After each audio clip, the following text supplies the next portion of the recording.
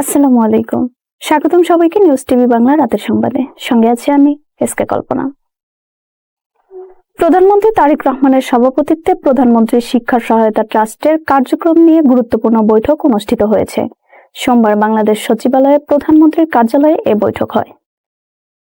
বৈঠকে শিক্ষার্থীদের আর্থিক সহায়তা, ঝরে পড়া রোধ এবং শিক্ষা কার্যক্রম আরও কার্যকর করার বিষয়ে আলোচনা হয়। বিশেষ করে ষষ্ঠ শ্রেণী থেকে স্নাতক পর্যন্ত মেয়েদের জন্য সর্বজনীন উপবৃত্তি পুনরায় চালুর সম্ভাবনা পর্যালোচনার নির্দেশ দিয়েছেন প্রধানমন্ত্রী। এছাড়া ছেলেদের শিক্ষায় উৎসাহিত করতে মেধা ও যোগ্যতার ভিত্তিতে উপবৃত্তি দেওয়ার বিষয়েও আলোচনা হয়। উপবৃত্তি কর্মসূচির সম্ভাব্য ব্যয়, উপকারভোগীর সংখ্যা ও বাস্তবায়ন পদ্ধতি নিয়ে বিস্তারিত প্রস্তাব তৈরির উপর গুরুত্ব দেওয়া হয়েছে। বৈঠকে বিদ্যালয়ের শিক্ষার্থীদের পুষ্টি ও স্বাস্থ্য সুরক্ষায় মিড ডে মিল কার্যক্রম নিয়েও আলোচনা হয়। শিক্ষার্থীদের জন্য সরবরাহ করা খাবার পুষ্টিকর, নিরাপদ ও মানসম্মত রাখার নির্দেশ দেন প্রধানমন্ত্রী। পাশাপাশি দুটি বিকল্প পদ্ধতি যাচাই করতে পৃথক 2 জেলায় পাইলট প্রকল্প চালুর নির্দেশ দেওয়া হয়েছে। প্রধানমন্ত্রী তারেক রহমানের সম্ভাব্য ভারত সফরের দিনক্ষণ চূড়ান্ত করতে ঢাকা ও নয়াদিল্লি কাজ করছে বলে জানিয়েছেন পররাষ্ট্র প্রতিমন্ত্রী হুমায়ুন কবির। সোমবার 24শে আগস্ট পররাষ্ট্র মন্ত্রণালয়ের দায়িত্ব বন্টনের পর নিজ দপ্তরে যোগ দিয়ে একটি বেসরকারি টেলিভিশনকে দেওয়া সাক্ষাৎকারে একথা বলেন তিনি। হুমায়ুন কবির বলেন, প্রধানমন্ত্রীর ভারত সফর নিয়ে দুই দেশের মধ্যে আলোচনা চলছে। ঢাকা ও দিল্লির জন্য সুবিধাজনক সময়ে আলোচনার মাধ্যমে সফরের দিনক্ষণও চূড়ান্ত করা হবে। বাংলাদেশ ভারত দ্বিপাক্ষিক সম্পর্ক নিয়েও কথা বলেন নতুন পররাষ্ট্র প্রতিমন্ত্রী। ভারতের পররাষ্ট্রমন্ত্রী এস জয়শঙ্করের সাম্প্রতিক বক্তব্যকে ইতিবাচক হিসেবে দেখছেন বলে জানান তিনি। হুমায়ুন কবির বলেন, দেশের স্বার্থ সুরক্ষিত রেখে কূটনীতিতে ভারসাম্য বজায় রাখাই তার অন্যতম দায়িত্ব। বাংলাদেশ ভারত সম্পর্ক হবে পারস্পরিক সমতা, ন্যায্যতা ও জাতীয় স্বার্থের ভিত্তিতে। না মক্কা ডিফেন্স প্যাক্টে তো আমরা আগ্রহ প্রকাশ করছি। বললাম তো, বাংলাদেশ এখন ইজ এই কান্ট্রি অফ রেকগনিশন এবং একটা আগ্রহ আছে। যারা আপনার মিডল ইস্টের স্টেক হোল্ডার আছেন, গ্লোবালি যারা মুসলিম ওয়ার্ল্ডে মানে বিভিন্ন কি স্টেক হোল্ডার্স এখন বাংলাদেশের leadership, particularly honourable prime minister Tarek রহমানের লিডারশিপকে তারা অনেক জায়গায় মানে আমন্ত্রণ জানাচ্ছেন টু কাম অ্যান্ড পার্টিসিপেট। আর মক্কা নিয়ে তো সবসময় একটা আলাদা জায়গা, মক্কা বাংলাদেশের হৃদয়ের মানুষের হৃদয়ে। তো মানে ওখানে আমরা মিডল ইস্টে একটা মানে যদি হয়, এমনও হয় যে ইসলামিক নেশনসদের মধ্যে একটা সিকিউরিটি প্যাক্ট হয়, তাহলে এখানে তো আর অসহায় না যাওয়া। So let's see, it's being viewed positively. Thank you. না, প্রথম কার্য দিবস কাজের তো প্রথম দিন না, কাজের হচ্ছে কন্টিনিউটি, নতুন দায়িত্ব অ্যাসাইনমেন্ট মাননীয় প্রধানমন্ত্রী দিয়েছেন এবং মানে ইউ হ্যাভ টু হিট দি বল, মানে গ্রাউন্ড রানিং যেটা বলে আর কি। গ্রাউন্ড রানিং কি, আমরা তো আসলে এগুলো কন্টিনিউটি। গত 6 মাসে আমরা ফরেন পলিসির একটা স্ট্র্যাটেজিক ফ্রেমওয়ার্ক দাঁড় করিয়েছি, একটা স্ট্রং মজবুত ভিত্তি এখন। And from that now we roll out hour engagements and we will build our relations, bilateral relations, multilateral relations from a position of strength.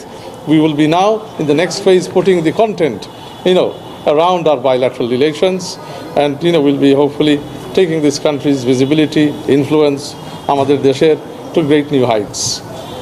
The first day, Jahoy first day, you hear from people, you get to familiarize with personal. Of course, in my role as advisor to the Prime Minister on Foreign Affairs, I am familiar with most of the senior officials in the ministry. সরকারের প্রথম 6 মাসকে সম্পূর্ণ ব্যর্থ দাবি করে BNP সরকারের তীব্র সমালোচনা করেছেন জাতীয় নাগরিক পার্টির আহ্বায়ক নাহিদ ইসলাম।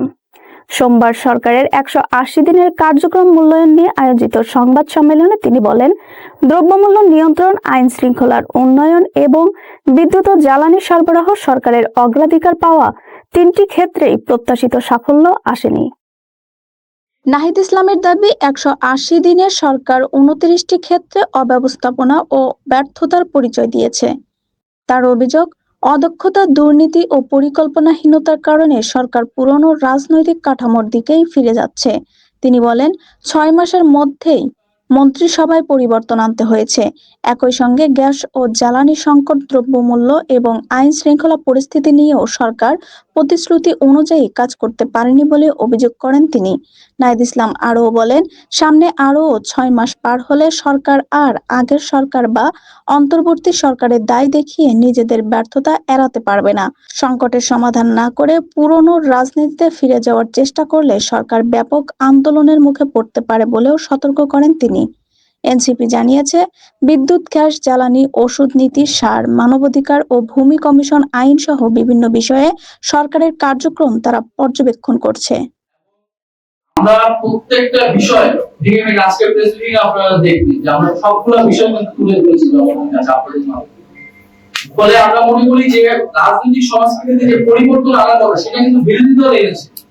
আমরা কিন্তু পলিসি ওয়াইজ আলোচনার মাধ্যমে আমরা সংসদের বাইরে কিন্তু সরকারকে বারবার এটা বলে যাচ্ছে কোথায় গুরুত্ব হচ্ছে। এখন সরকার কিন্তু সেটার জবাব কিভাবে দিয়েছে, আমাদের একজন ভাইয়ের চোখ কেটে নিয়েছে এবং গাইবান্ধে একজন মারা গিয়েছে, বিভিন্ন জায়গায় হামলা হচ্ছে।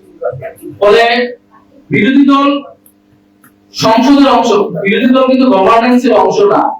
এবং বাংলাদেশে কিন্তু সংবিধান এখনো সংশোধন বা সংস্কার হয়নি, পরিবর্তন হয়নি। বিরোধী দলকে আরো বেশি ক্ষমতায়িত করার যে পরিকল্পনা ছিল জুলাই সনদ অনুযায়ী সেটা কিন্তু এখনো হয়নি। ফলে বিরোধী দল কিন্তু সংসদে অনেক দুর্বল, সেখানেও আমাদেরকে কথা বলতে দেওয়া হয় না। ফলে সরকার যদি মনে করে সরকারের কাছে যথাযথ প্ল্যান নেই, সরকার পাচ্ছে না, সরকার চাইলে বিরোধী দলের কাছে পলিসি সহায়তা চাইতে পারে। আমরা কিন্তু বিভিন্ন সময় সেটা দিয়েছি। ফলে এই যে প্রচারটা যে বিরোধী দল আসলে ব্যর্থ, বিরোধী দল দুর্বল, আমরা মনে করি এটা সরকারের ব্যর্থতাকে ঢাকার জন্য এই প্রোপাগান্ডাটা করছে। আমরা বলতে পারি বিএনপি গত 16 বছর কিন্তু ব্যর্থ একটা বিরোধী দল হিসেবে বাংলাদেশে ফাংশন করছে। ফলে আরো 6 মাস যাক, 6 মাস যাওয়ার পরে বাংলাদেশ ও ভারতের মধ্যে রাজনৈতিক টানাপোড়েন থাকলেও দুই দেশের অর্থনৈতিক সম্পর্ক এগিয়ে যাবে বলে মন্তব্য করেছেন বাংলাদেশে নিযুক্ত ভারতের হাই কমিশনার দীনেশ ত্রিবেদী। তিনি বলেন, পারস্পরিক নির্ভরশীলতাই দুই দেশের সম্পর্কের স্থায়ী সমাধানের পথ। দীনেশ ত্রিবেদী বলেন, রাজনৈতিক সম্পর্কের নিজস্ব গতিপথ থাকলেও অর্থনীতি ও বাণিজ্য মানুষের প্রয়োজন পূরণে গুরুত্বপূর্ণ ভূমিকা রাখবে। দুই দেশের সাধারণ মানুষ শান্তি, সমৃদ্ধি, কর্মসংস্থান ও উন্নয়ন চায়, তাই অর্থনৈতিক সহযোগিতা আরও বাড়ানো প্রয়োজন।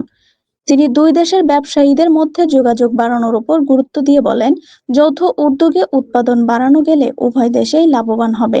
বিশেষ করে তৈরি পোশাক খাতে বাংলাদেশ ও ভারতের প্রতিষ্ঠানগুলো একসঙ্গে কাজ করার সুযোগ রয়েছে।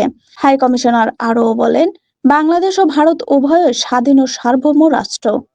কোনো দেশ বড় বা ছোট নয়, নিজ নিজ স্বার্থ রক্ষা করেই পারস্পরিক সহযোগিতার মাধ্যমে সম্পর্ক আরও এগিয়ে নেওয়া সম্ভব। ওটা থাকবে। আর সবসময় আমি বলি যে ডেমোক্রেসিতে ইস্যু থাকবে। আর অন্য হচ্ছে মানুষের কি চায়, আর ওইটা হচ্ছে উন্নয়ন। উন্নয়ন ছাড়া কিছু হতে পারে না। আর আমাদের দুই দেশের সাধারণ মানুষ অনেক ট্যালেন্টেড আছে, এই কথাটাও আমি বললাম যে অনেক ওদের নলেজ, আর বেশিরভাগ যা ইয়াং জেনারেশন আছে, ইয়াং জেনারেশন যা ওদের ক্ষমতা আছে, যা ওদের জানাশোনা আছে, যা ওদের অ্যাসপিরেশন আছে দুই দেশের, তাহলে ওই ইয়াং জেনারেশনের অ্যাসপিরেশন এইটা আমাদের সবাই দায়িত্ব। সো ওই দিশাতে আমরা যা করা আছে আমরা নিশ্চয়ই করব। কুল মিলিয়ে খুব ভালো আমার মিটিং হলো। I am very grateful to the honourable minister, উনি আমাকে সময় দিলেন। আর আশা করি এইটা চলতে থাকবে। ইন্টারডিপেন্ডেন্সি, বুঝতে পারলেন, ইন্টারডিপেন্ডেন্সি ইজ এ পার্মানেন্ট সলিউশন। যে আমি আপনার উপর ডিপেন্ড করছি উন্নয়নের জন্য, আর আপনি আমার উপর ডিপেন্ডেন্ট করছেন, আর এই ডিপেন্ডেন্সি হচ্ছে একটা ফ্যামিলি। আর এইটা আমরা নিয়ে যেতে চাই। অন্য জিনিস will take its own time, কিন্তু এই জিনিসটা যা মন্ত্রী সাহেব বললেন আমি একদম একমত। আর I wish all the very best for the younger generation. আমাদের প্রশ্ন আমি ভাবলাম সবই তো বলে দিলাম। বলেন একটু রাজনৈতিক যেটা এটার উপর অর্থনৈতিক প্রভাব পড়বে কিনা, কারণ অর্থনৈতিক আর ভারতের সাথে আমাদের অনেক ধরনের সম্পর্ক। নাম্বার 1, নাম্বার 2 আমাদের পানি সরবরাহ, বজ্র ব্যবস্থাপনা ও নবায়নযোগ্য জ্বালানি খাতে যুক্তরাষ্ট্রের ব্যবসায়ীদের বাংলাদেশে পিপিপি মডেলে বিনিয়োগের আহ্বান জানানো হয়েছে বলে জানিয়েছেন স্থানীয় সরকার প্রতিমন্ত্রী মীর শাহে আলম। সোমবার 24 আগস্ট মার্কিন রাষ্ট্রদূত ব্রেন্ট ক্রিস্টেনসেনের সঙ্গে বৈঠক শেষে সাংবাদিকদের তিনি একথা জানান। বৈঠকে স্থানীয় সরকার মন্ত্রী ডক্টর আব্দুল মঈন খানও উপস্থিত ছিলেন। প্রতিমন্ত্রী বলেন, বাংলাদেশ ও যুক্তরাষ্ট্র এসব খাতে একসঙ্গে কাজ করার বিষয়ে আলোচনা করছে। বিশেষ করে বর্জ্য থেকে বিদ্যুৎ উৎপাদন বা ওয়েস্ট টু এনার্জি প্রকল্পে বিনিয়োগের সুযোগ রয়েছে। এ বিষয়ে মার্কিন রাষ্ট্রদূত সহযোগিতার আশ্বাস দিয়েছেন। তিনি জানান, পরবর্তী সময়ে দুই দেশের সংশ্লিষ্ট কর্মকর্তারা সচিব পর্যায়ে বৈঠক করে বিনিয়োগ ও সহযোগিতার বিষয়গুলো নিয়ে বিস্তারিত আলোচনা করবেন। মীর শাহে আলম আরও বলেন, বাংলাদেশ যুক্তরাষ্ট্রের সম্পর্ক আরও গভীর করার বিষয়েও বৈঠকে আলোচনা হয়েছে। পানি, বর্জ্য ব্যবস্থাপনা ও নবায়নযোগ্য জ্বালানির মতো খাতে বিদেশি বিনিয়োগের মাধ্যমে দেশের সেবা ও অবকাঠামো উন্নয়নে নতুন সুযোগ তৈরি হবে বলে আশা করা হচ্ছে। পাবলিক পার্টনারশিপ মডেলে তো সেই বিষয়গুলো উনি বললো যে আমরা অফিসিয়ালি নোটিশ করব, আলোচনা করব। মূলত ছিল এটা সৌজন্য সাক্ষাৎ। এর ফাঁকে আমাদের পলিসি, সরকারের পলিসি নিয়ে আলোচনা হয়েছে। নতুন মন্ত্রী পরিষদে যারা এসেছে তাদেরকে উনি স্বাগত জানিয়েছেন। আর বিশেষ করে মাননীয় মন্ত্রীর সাথে ওনাদের দীর্ঘদিনের সম্পর্ক, সেই সুবাদে আসা। আর এই ফাঁকে আমরা তাকে প্রস্তাব করেছি যে আমাদের এই খাতগুলোতে তাদের ব্যবসায়ীরা ইনভেস্টমেন্ট করতে পারে এবং সেই বিষয়গুলো ওনারা বিবেচনা করবেন। এবং বাংলাদেশের সাথে মার্কিন সরকারের যে সুসম্পর্ক রয়েছে সেই সুসম্পর্ক যাতে আরো গভীর হয় এবং সামনের দিকে যাতে আরো এগিয়ে নিয়ে যাওয়া যায়, এ ব্যাপারে মাননীয় মন্ত্রী এবং উনি একমত হয়েছেন। এবং সামনের দিকে আমরা বাংলাদেশ সরকার এবং মার্কিন সরকার ঐক্যবদ্ধভাবে কাজ করব। এবং আমি আবারও রিপিট করছি, আমাদের ওয়াটার সাপ্লাই, ওয়েস্ট ম্যানেজমেন্ট এবং রিনিউয়েবল এনার্জি গুলোতে তারা আমাদের পিপিপি মডেলে সহযোগিতা করার ব্যাপারে আশ্বস্ত করেছে। এবং এ ব্যাপারে পরবর্তীতে আমাদের অফিসিয়ালি সেক্রেটারি লেভেলে এবং ওনাদের দায়িত্বশীল ব্যক্তিরা আবার বসবেন এবং কথা বলবেন। ধন্যবাদ।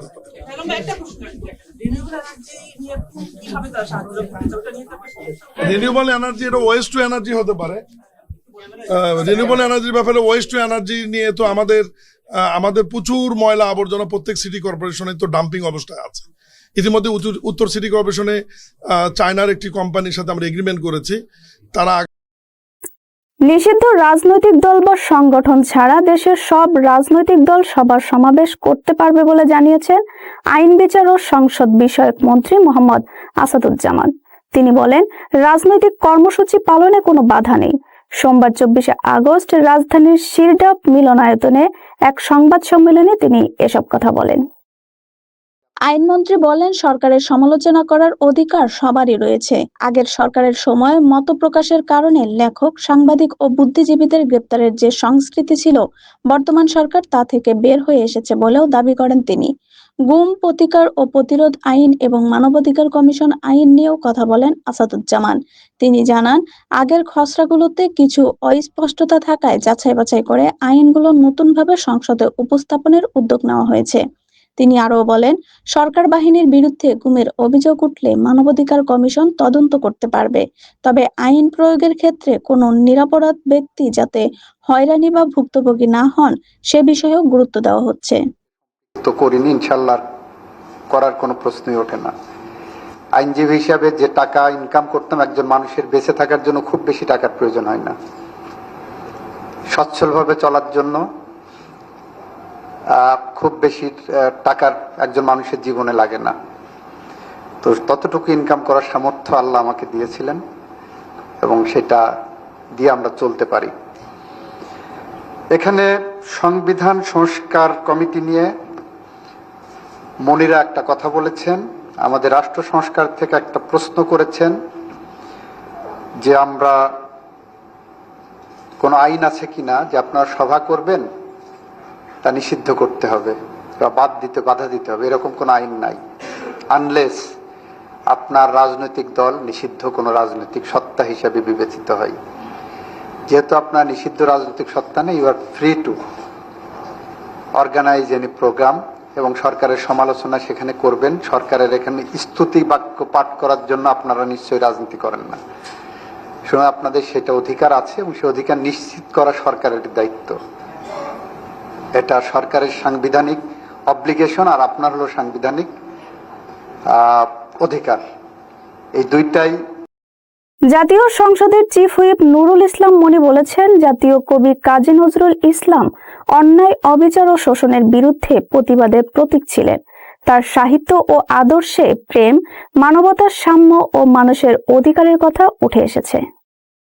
সোমবার রাজধানীর জাতীয় প্রেস ক্লাবে নজরুল ইসলামের 50তম মৃত্যুবার্ষিকী উপলক্ষে আয়োজিত এক আলোচনা সভায় তিনি এসব কথা বলেন। সেখানে তারেক রহমানের নেতৃত্বের প্রসঙ্গ তুলে ধরে চিফ হুইপ বলেন, দেশের অন্যায় অবিচারের বিরুদ্ধে যে নেতৃত্ব প্রয়োজন সেই নেতৃত্ব দিচ্ছেন তারেক রহমান। এ প্রসঙ্গেই তিনি বলেন, আমাদের নজরুল তারেক রহমান। নুরুল ইসলাম মনি বলেন, দীর্ঘদিন ধরে দেশের মানুষ অন্যায়, নির্যাতন ও মানবাধিকার লঙ্ঘনের শিকার হয়েছে। এসবের বিরুদ্ধে মানুষের অধিকার প্রতিষ্ঠার সংগ্রাম তারেক রহমান নেতৃত্ব দিয়েছেন বলেও দাবি করেন তিনি।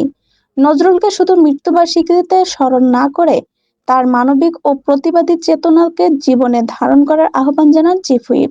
একই সঙ্গে দেশের দীর্ঘদিনের সংকট কাটিয়ে উঠতে ধৈর্য সমন্বিত প্রচেষ্টার প্রয়োজন বলেও মন্তব্য করেন তিনি।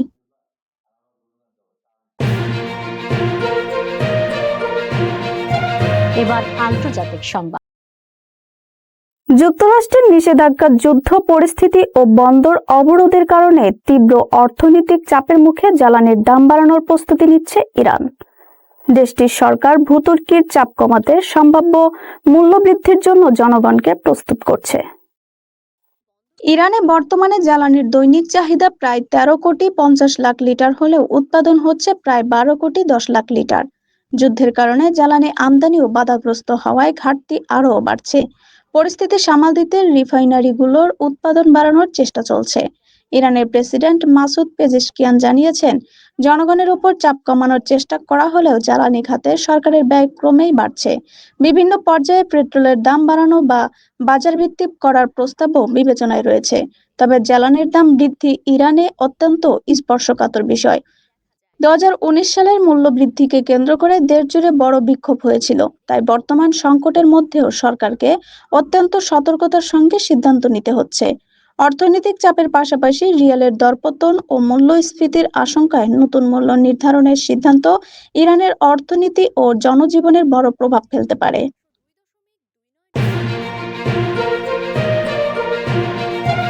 এবার আবহাওয়া সংবাদ। বঙ্গোপসাগরে সৃষ্টি হয়েছে একটি লঘুচাপ। এর প্রভাবে মৌসুমী বায়ু সক্রিয় থাকায় দেশের বিভিন্ন অঞ্চলে আগামী 5 দিন বৃষ্টি ও বজ্রবৃষ্টির প্রবণতা অব্যাহত থাকতে পারে। কোথাও কোথাও মাঝারি থেকে ভারী বর্ষণেরও সম্ভাবনা রয়েছে। আবহাওয়া অধিদপ্তরের পূর্বাভাস অনুযায়ী উত্তর পশ্চিম বঙ্গোপসাগর ও তৎসংলগ্ন উপকূলীয় এলাকায় লঘুচাপটি সৃষ্টি হয়েছে। পাশাপাশি মৌসুমী বায়ুর অক্ষের বর্ধিতাংশ রাজস্থান, পাঞ্জাব, হরিয়ানা, উত্তরপ্রদেশ, বিহার, পশ্চিমবঙ্গ ও বাংলাদেশের মধ্যাঞ্চল হয়ে আসাম পর্যন্ত বিস্তৃত রয়েছে। মৌসুমী বায়ু বাংলাদেশের ওপর মোটামুটি সক্রিয় অবস্থায় রয়েছে। সোমবার সন্ধ্যা পর্যন্ত খুলনা, বরিশাল, চট্টগ্রাম ও সিলেট বিভাগের অনেক জায়গায় এবং রংপুর, রাজশাহী, ঢাকা ও ময়মনসিংহ বিভাগের কিছু কিছু জায়গায় দমকা হাওয়া সহ হালকা থেকে মাঝারি ধরনের বৃষ্টি অথবা বজ্রবৃষ্টি হতে পারে। এরপরের দিনগুলোতে দেশের বিভিন্ন অঞ্চলে বৃষ্টির প্রবণতা অব্যাহত থাকার পূর্বাভাস দিয়েছে আবহাওয়া অধিদপ্তর। রংপুর, খুলনা, বরিশাল, চট্টগ্রাম ও সিলেট বিভাগের অনেক জায়গায় এবং রাজশাহী, ময়মনসিংহ ও ঢাকা বিভাগের কিছু কিছু এলাকায় বৃষ্টি হতে পারে। কোথাও কোথাও মাঝারি ধরনের ভারী বর্ষণও হতে পারে। বুধবার ও বৃহস্পতিবার দেশের বিভিন্ন বিভাগে বৃষ্টি অথবা বজ্রবৃষ্টির সম্ভাবনা রয়েছে।